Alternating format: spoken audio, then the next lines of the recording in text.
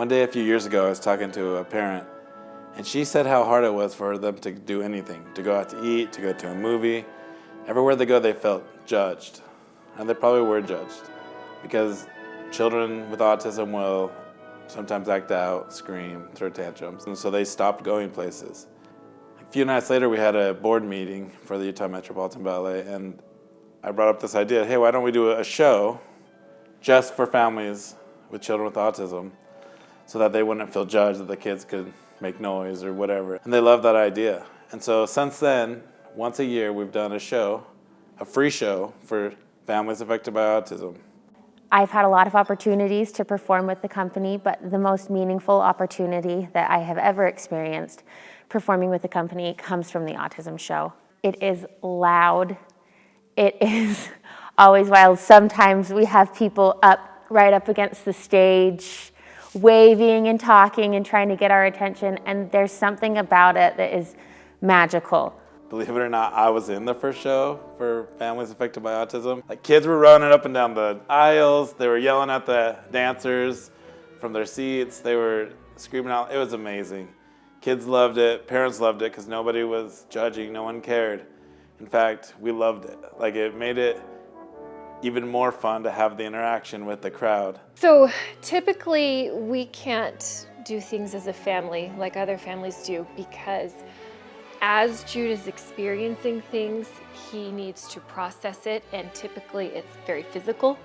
It doesn't mean that he's trying to be disruptive or he's not enjoying what he's seeing, but for him to just kind of process the experience, he needs to be able to get up and move and make noise.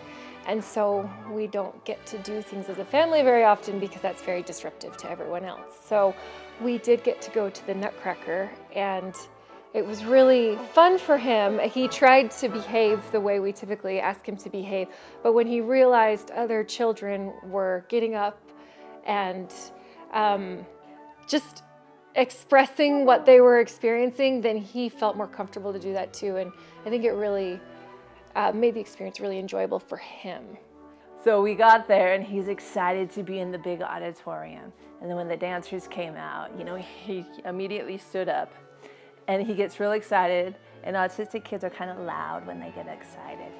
And his favorite part, he told me, because I asked him, it's been 2 years since we went and saw the Nutcracker, and I asked him, I said, what was your favorite part about the ballet? And he knew exactly what I was talking about. He said, I love the Mouse King, and he was getting the Nutcracker. I said, yeah, that was really fun, wasn't it? And my 4-year-old piped up, and he said, I liked all the pretty outfits. It was great because we didn't have to shush him, we didn't have to take him out, we didn't have to bring a bag of candy to constantly keep his mouth occupied.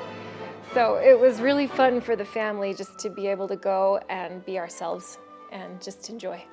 Because of that, we want to do more. We want to do one performance for each show that we do every year. We've even had the opportunity to teach a couple of these kids to do a community outreach class. And there's something about the arts, especially ballet, that's very healing. They get in the room and they're shy, and some of the behavioral issues are coming out, and the parents are nervous. And by the end of the class, everyone was best friends. They were all excited to be there and to be dancing. The confidence that was in them was really wonderful to see. It was great. It was incredible. The kids started all shy at first, but once they got going with the dancers and they gained some trust, they were holding their hands, jumping, dancing. It was incredible, and we wanted to try to do some more of that.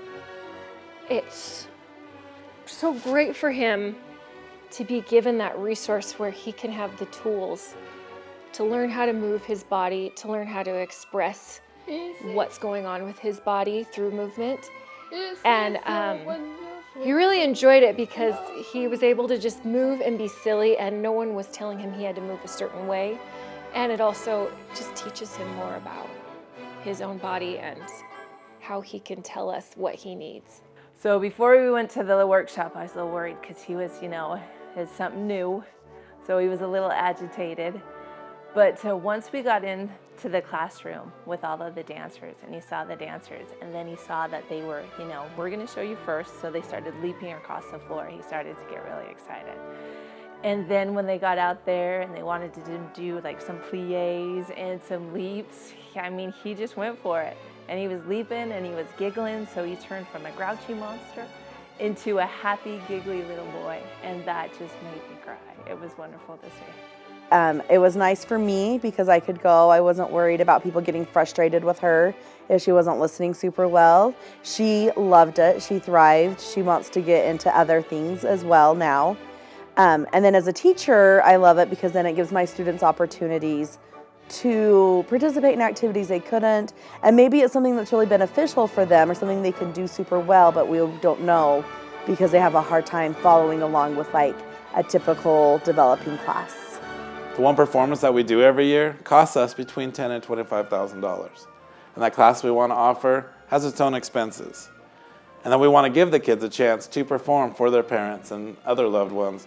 And it comes with stage costs. So it's so important that they have these opportunities and these things available to them. That's where the community and you come in. We can't do it on our own. Thank you.